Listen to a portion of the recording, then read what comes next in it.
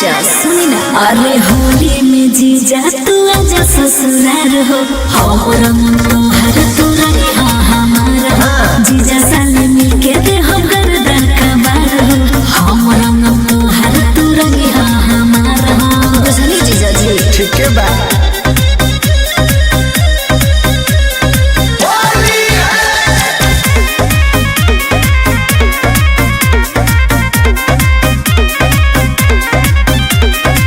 बतिया के हमार मानिलो हो, ए जीजा सच कहता नीलो हो, एक बार विश्वास करे ए जीजा जी।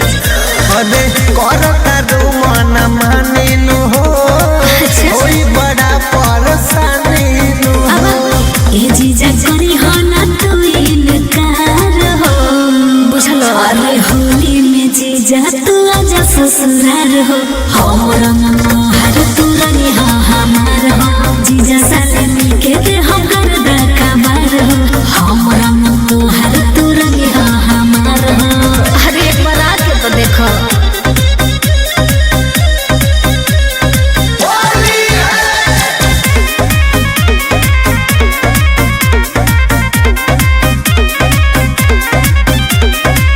कहत बारी राउर सालिनु हो, त्रिकाल आजा निहालिनु हो।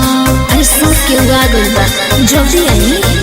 अरे करता नी हम तैयारी नु हो, जाता नी धोले दे गाड़ी नु हो। अच्छा ठीक है लगोई हो तू धके अकबार हो, बुझल। अरे होली में जीजा तू आजा ससुरार हो, हमर मन तोहर तोरा हाँ हमार हो, जीजा साले मिलके दे हम गर्दा कबार हो, हमर मन तोहर तोरा हाँ हमार हो। अरे एक बार आके तो देखी।